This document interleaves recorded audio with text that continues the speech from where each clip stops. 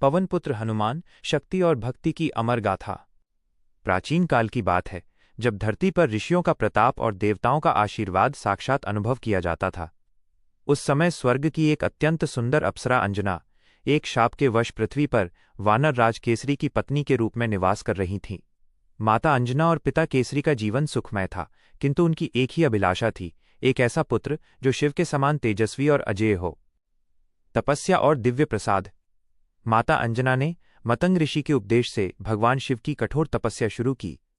उनकी भक्ति इतनी निश्चल थी कि कैलाश पर बैठे महादेव प्रसन्न हो उठे। उधर अयोध्या के राजा दशरथ पुत्र प्राप्ति के लिए पुत्र कामेष्टि यज्ञ कर रहे थे। यज्ञ से जो दिव्य खीर प्रसाद निकली, उसका एक अंश पवन देव वायु के माध्यम से उड़कर सीधे माता अंजना की अंजलि में जा गिरा। इसे महादेव का आशीर्वाद मानकर अंजना ने ग्रहण कर लिया। चैत्र मास की पूर्णिमा के दिन जैसे ही सूर्योदय हुआ, अंजना की कोख से एक परम तेजस्वी बालक ने जन्म लिया। उनकी देह स्वर्ण के समान चमक रही थी और मुख पर करोड़ों सूर्यों का तेज था। वायुदेव के संरक्षण में जन्म लेने के कारण वे पवन पुत्र कहलाए। बाल क्रीड़ा और सूर्य को निगलना। हनुमान बचपन से ही असाधारण शक्तियों के स्वामी थे। एक सुबह जब वे भूखे थे, उन्होंने आकाश में लालिमा बिखेरते सूर्य देव को देखा। उन्हें लगा कि ये कोई मीठा, लाल और रसीला फल है। अपनी बाल सुलभ चंचलता में उन्होंने एक ही छलांग लगाई और बादलों को चीरते हुए सूर्य की ओर बढ़ चले। यह देखकर देवराज इंद्र भयभीत हो गए। उन्हें लगा कि यह बालक कहीं सूर्य को निगलकर ब्रह्मांड में अंधेरा न कर दे। घबराहट में इंद्र ने अपने वज्र से बालक पर प्रहार किया।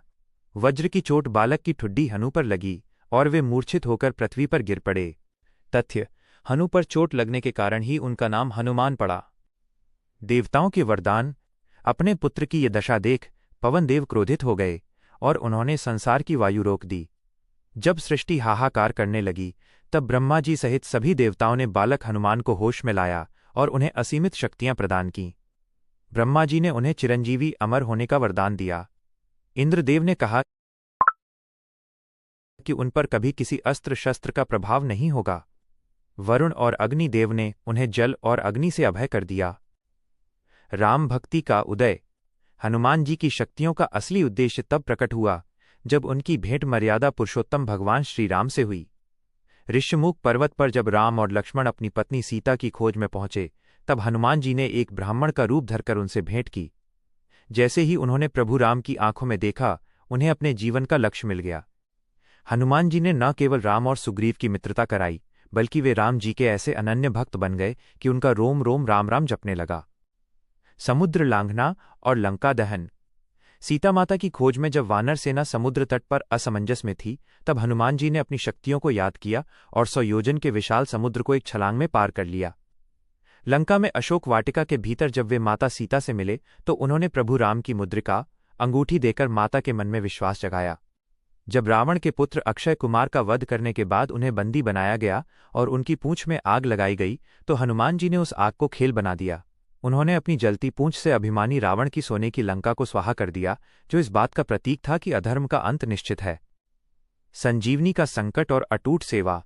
युद्ध के मैदान में जब मेघनाथ के शक्ति बाण से लक्ष्मण मूर्छित हो गए, तो उनके प्राण बचाने के लिए संजीवनी बूटी की आवश्यकता थी। हनुमान जी हिमालय पहुंचे, लेकिन जड़ी बूटी की पहचान न होने के कारण उन्होंने पूरा द्रोणागिरी पर्वत ही अपनी हथेली पर उठा लिया। उनकी इस गति और भक्ति ने लक्ष्मण जी के प्राण बचाए। हृदय में राम का निवास। हनुमान जी की भक्ति का सबसे बड़ा प्रमाण तब मिला जब अयोध्या में राम के राज्याभिषेक के बाद माता सीता ने उन्हें एक बहुमूल्य मोतियों की माला भेंट की। हनुमान जी हर मोती को दांतों से तोड़कर देखने लगे। पूछने पर उन्होंने कहा, जिसमें मेरे राम नहीं, वो मेरे किसी काम का नहीं। जब सभा में लोगों ने संदेह किया, तो हनुमान जी ने अपने नाखूनों से अपना सीना चीर दिया। वहां उपस्थित हर व्यक्ति दंग रह गया, क्योंकि उनके हृदय के भीतर साक्षात राम और जानकी विराजमान थे। हनुमान जयंती का संदेश। आज भी हनुमान जयंती के दिन भक्त सुबह जल्दी उठकर स्नान कर लाल वस्त्र धारण करते हैं। मंदिरों में जय श्री राम और हनुमान चालीसा की गूंज सुनाई देती है। सिंदूर का लेप और बूंदी के लड्डू का भोग लगाकर भक्त उस संकट मोचन को याद करते हैं, जो आज भी इस पृथ्वी पर सशरीर मौजूद माने जाते हैं। सीख। हनुमान जी का जीवन हमें सिखाता है कि शक्ति कितनी भी हो, उसका उपयोग केवल सेवा और धर्म की रक्षा के लिए होना चाहिए। विनम्रता और अटूट विश्वास ही वो कुंजी है जिससे असंभव कार्य भी संभव हो जाते हैं। जय बजरंगबली।